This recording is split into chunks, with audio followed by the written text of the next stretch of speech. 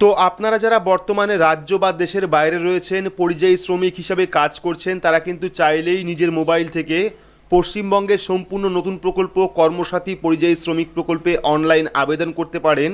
তো এই ভিডিওতে আপনাদের সম্পূর্ণ পদ্ধতি স্টেপ বাই স্টেপ দেখাবো। আপনারা অনলাইনে কর্মসাথী পরিযায়ী শ্রমিক প্রকল্পে কিভাবে আবেদন করবেন, কিভাবে রেজিস্ট্রেশন করবেন, কি কি ডকুমেন্ট লাগবে। তো ভিডিওটি একটু স্কিপ না করে শুরু থেকে শেষ পর্যন্ত অবশ্যই দেখবেন। ভিডিওটি ভালো লাগলে লাইক করবেন, চ্যানেলটিকে সাবস্ক্রাইব করে পাশে রাখা বেল আইকনটি প্রেস করে নোটিফিকেশন অল করে রাখবেন। সবার সুবিধার্থে ভিডিওটি শেয়ার করবেন। তো চলুন শুরু করি। তো কর্মসাথী পরিযায়ী শ্রমিক পোর্টালে নিজের নাম রেজিস্ট্রেশন করতে হলে আপনার স্মার্টফোন থেকে প্লে স্টোর ওপেন করবেন। প্লে স্টোর ওপেন করে সেখানে গিয়ে সার্চ করবেন কর্মসাথী লিখে। তো কর্মসাথী লিখলেই কিন্তু প্রথম যে অ্যাপটা আপনারা পেয়ে যাবেন সেটা হলো কর্মসাথী পরিযায়ী শ্রমিক। এই যে অ্যাপটা দেখতে পাচ্ছেন, এটা কিন্তু গভর্নমেন্ট অফ ওয়েস্ট বেঙ্গলের অফিসিয়াল অ্যাপ। এই অ্যাপটিকে আপনারা ইনস্টল করবেন। ইনস্টল করার পর ওপেন করবেন। ওপেন করলে কিন্তু কর্মসাথীর যে অ্যাপ সেটা কিন্তু ওপেন হয়ে যাবে। দেখতে পাচ্ছেন অ্যাপটা কিন্তু ওপেন হয়ে গেছে। তো ওপেন হয়ে যাওয়ার পর মেন যে পেজ, সেই পেজটা কিন্তু চলে আসবে। এখানে আপনারা অনেকগুলি অপশন পাবেন, যার মধ্যে প্রথমটা হলো মাইগ্রেন্ট ওয়ার্কার। ল্যাঙ্গুয়েজ অর্থাৎ ভাষা এখান থেকে সিলেক্ট করতে পারবেন। ইমার্জেন্সি কন্ট্যাক্ট করতে পারবেন, সেটিং করতে পারবেন, পঞ্চায়েত সার্টিফিকেট ডাউনলোড করতে পারবেন এবং বিএমএসএসওয়াই অর্থাৎ বিনামূল্যে সামাজিক সুরক্ষা প্রকল্পে নিজের নামও কিন্তু রেজিস্ট্রেশন করতে পারবেন। তো যেহেতু আমরা পরিযায়ী শ্রমিকের নাম রেজিস্ট্রেশন করব, সেক্ষেত্রে আমরা কি করব, প্রথম যে অপশনটা পাচ্ছেন মাইগ্রেন্ট ওয়ার্কার, সেই মাইগ্রেন্ট ওয়ার্কারে ক্লিক করবেন। ক্লিক করলে কিন্তু পরবর্তী আরও একটি পেজ আপনার সামনে চলে আসবে, যে পেজে কিন্তু আপনাকে ফোন নাম্বার দিতে হবে। তো এখানে আমরা ফোন নাম্বার দেব। ফোন নাম্বার দেওয়ার পর জেনারেট ওটিপি অপশনে ক্লিক করব। তো এখানে আমরা ফোন নাম্বার দিয়েছি, দেওয়ার পর জেনারেট ওটিপি অপশনে ক্লিক করব। ক্লিক করলে কিন্তু আপনি যে ফোন নাম্বারটি দিলেন সেই ফোন নাম্বারে একটি ওটিপি সেন্ড করবে। সেই ওটিপি এখানে বসিয়ে ভেরিফাই অপশনে ক্লিক করতে হবে। তো এখানে আমরা ওটিপি বসাবো। তো এখানে আমরা ওটিপি বসিয়েছি। বসানোর পর ভেরিফাই অপশনে ক্লিক করব। ক্লিক করলে কিন্তু ওটিপি ভেরিফাই হয়ে পরবর্তী আরও একটি পেজ চলে আসবে। পরবর্তী আরও একটি ফর্ম আপনার সামনে চলে আসবে এবং এখান থেকে কিন্তু আপনাদের যে ফর্ম, সেই ফর্মটি ফিল আপ করতে হবে। ফর্মটি ওপেন হয়ে গেলে কিন্তু আপনারা পেয়ে যাবেন নেম, অর্থাৎ প্রথমে কিন্তু পরিযায়ী শ্রমিক যিনি আছেন তার কিন্তু নাম এবং পদবি লিখতে হবে। সেক্ষেত্রে নামের জায়গায় নাম এবং পদবি লিখবেন। লেখার পর ফাদার্স নেম বা হাজব্যান্ড নেম। চাইলে এখানে আপনি বাবার নাম লিখতে পারেন, চাইলে আপনি এখানে স্বামীর নাম লিখতে পারেন। বাবা অথবা স্বামীর নাম লেখার পর চলে আসবে জেন্ডার, অর্থাৎ আপনি মেল না ফিমেল না আদার্স, সেটা আপনি এখান থেকে সিলেক্ট করবেন। সিলেক্ট করার পর ডেট অফ বার্থ, ক্যালেন্ডার অপশনে ক্লিক করবেন। ক্লিক করলে ক্যালেন্ডার ওপেন হয়ে যাবে। সেখান থেকে আপনারা সাল, মাস এবং তারিখ অর্থাৎ ডেট অফ বার্থটা সিলেক্ট করে নেবেন। ডেট অফ বার্থ সিলেক্ট করার পর চলে আসবে এমার্জেন্সি মোবাইল নাম্বার। এইবার কিন্তু আপনাকে একটি অল্টারনেট মোবাইল নাম্বার দিতে হবে, যেটা হলো এমার্জেন্সি মোবাইল নাম্বার। সেই মোবাইল নাম্বার আপনি এখানে দেবেন। দেওয়ার পর আধার কার্ড নাম্বার, আপনার যে আধার কার্ড সেই আধার কার্ড নাম্বার এখানে দেবেন।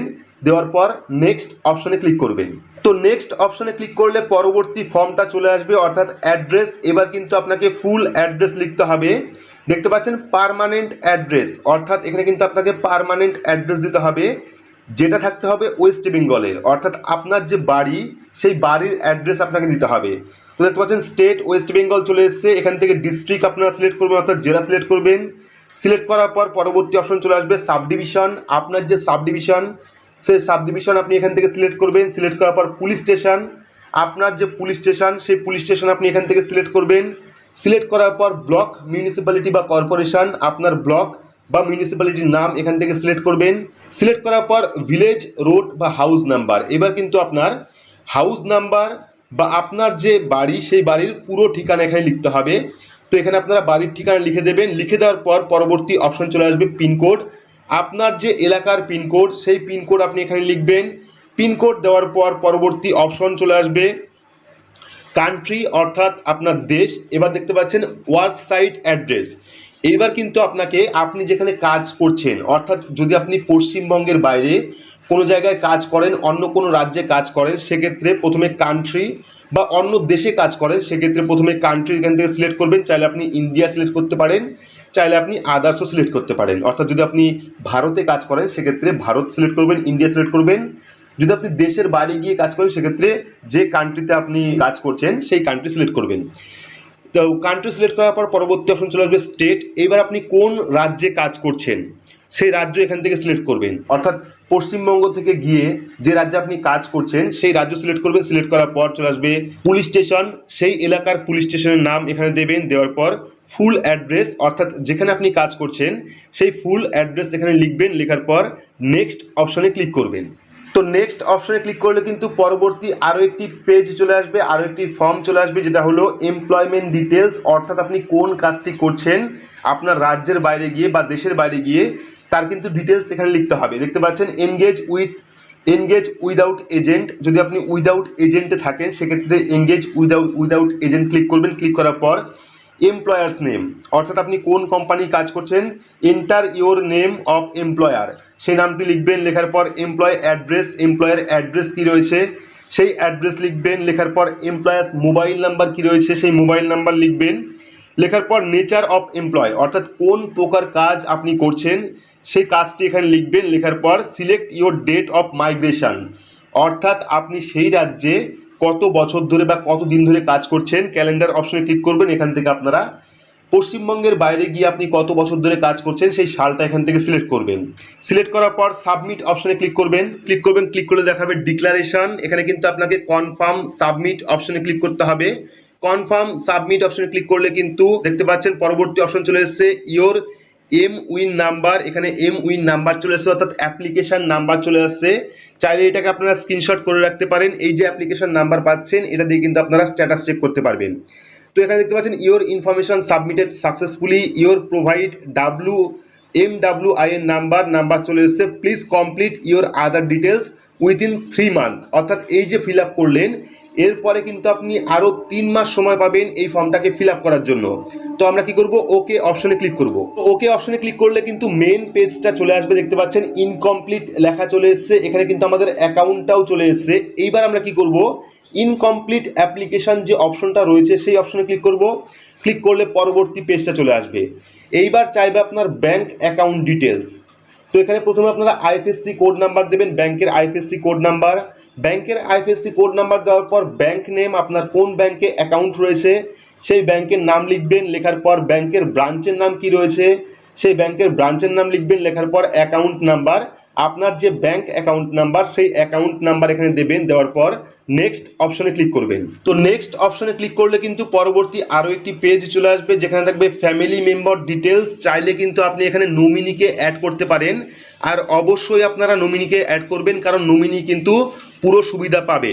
সেক্ষেত্রে no family member added yet, এখানে অ্যাড নাও ক্লিক করবেন। ক্লিক করলে আপনার সামনে ফর্ম ওপেন হয়ে যাবে, যেখানে প্রথমে ফ্যামিলি মেম্বার নেম, আপনি কাকে নমিনি রাখবেন তার নামটি লিখবেন। লেখার পর ফ্যামিলি মেম্বার জেন্ডার, অর্থাৎ যাকে নমিনি রাখছেন তার জেন্ডার কি রয়েছে, মেল না ফিমেল না আদার্স, সেটা সিলেক্ট করবেন। সিলেক্ট করার পর ফ্যামিলি মেম্বার এজ, যাকে আপনি নমিনি রাখছেন তার বয়স বর্তমানে কত রয়েছে সেই বয়স এখানে লিখে দেবেন। লিখে দেওয়ার পর রিলেশনশিপ উইথ ফ্যামিলি মেম্বার, আপনার সাথে সেই ফ্যামিলি মেম্বারের যাকে আপনি নমিনি রাখছেন তার রিলেশন কি রয়েছে, তার সম্পর্ক কি রয়েছে সেটা লিখবেন। লেখার পর ফ্যামিলি মেম্বার্স আধার কার্ড নাম্বার, এবার তো আপনি যাকে নমিনি রাখছেন তার আধার কার্ড নাম্বার দিতে হবে। আধার কার্ড নাম্বার দেওয়ার পর অ্যাড অপশনে ক্লিক করলে কিন্তু আপনার যে ফ্যামিলি মেম্বার সেটা কিন্তু অ্যাড হয়ে যাবে। তো এখানে দেখতে পাচ্ছেন আমাদের কিন্তু ফ্যামিলি মেম্বার অ্যাড হয়ে গেছে। অ্যাড হয়ে যাওয়ার পর আমরা কি করব, নেক্সট অপশনে ক্লিক করব। ক্লিক করলে পরবর্তী আরও একটি পেজ আপনার সামনে চলে আসবে যেখানে থাকবে আদার ডিটেলস। তো এখানে রয়েছে রেশন কার্ড বা খাদ্যসাথী রেশন কার্ড টাইপ।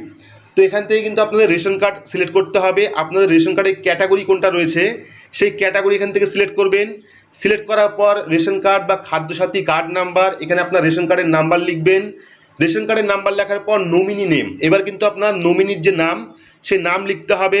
লেখার পর রিলেশনশিপ উইথ নমিনি, আপনার সাথে নমিনি কি সম্পর্ক সেই সম্পর্ক লিখতে হবে এখানে। লেখার পর নমিনি আধার কার্ড নাম্বার, এখানে কিন্তু আবারও নমিনির আধার কার্ড নাম্বার লিখতে হবে।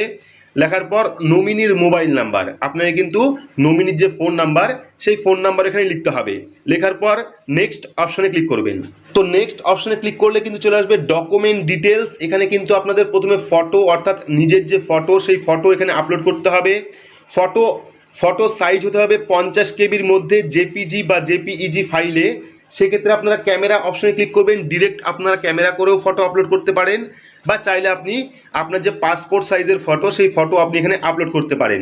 ফটো আপলোড করার পর আধার কার্ড নাম্বার, আপনার আধার কার্ড নাম্বার দেবেন, এবং আধার কার্ড নাম্বার দেওয়ার পর কিন্তু আধারের যে ডকুমেন্ট বা আধার কার্ড সেটা কিন্তু এখানে আপলোড করতে হবে। আপলোডের সাইজ হতে হবে 150 কেবির মধ্যে পিডিএফ ফাইলে, অর্থাৎ আপনার যে আধার কার্ড সেই আধার কার্ডটি কিন্তু এখানে আপলোড করতে হবে। আধার কার্ডের সাইজ হতে হবে 150 কেবির মধ্যে পিডিএফ ফাইলে।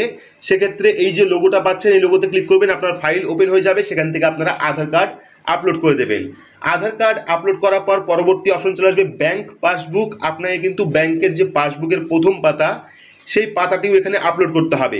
ব্যাংক পাসবুকের সাইজ হতে হবে 150 কেবির মধ্যে পিডিএফ ফরম্যাটে। সেক্ষেত্রে আপনারা এই লোগোতে ক্লিক করবেন, ক্লিক করার পর আপনার গ্যালারি ওপেন হয়ে যাবে, সেখান থেকে আপনারা ব্যাংকের যে পাসবুক সেই পাসবুকটা আপডেট করে দেবেন। তো ব্যাংকের পাসবই আপলোড করার পর পরবর্তী আরও একটি ডকুমেন্ট লাগবে, সেটা হলো পঞ্চায়েত সার্টিফিকেট। তো এবার আপনারা পঞ্চায়েত সার্টিফিকেট কিভাবে পাবেন?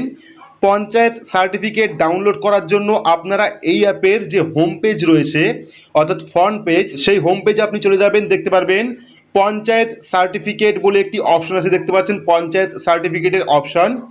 সেই পঞ্চায়েত সার্টিফিকেট অপশনে ক্লিক করবেন, ক্লিক করলে কিন্তু আপনার যে ফাইল সেই ফাইলটা কিন্তু ডাউনলোড হয়ে যাবে। দেখতে পাচ্ছেন পঞ্চায়েত সার্টিফিকেট ডাউনলোড হয়ে গেছে।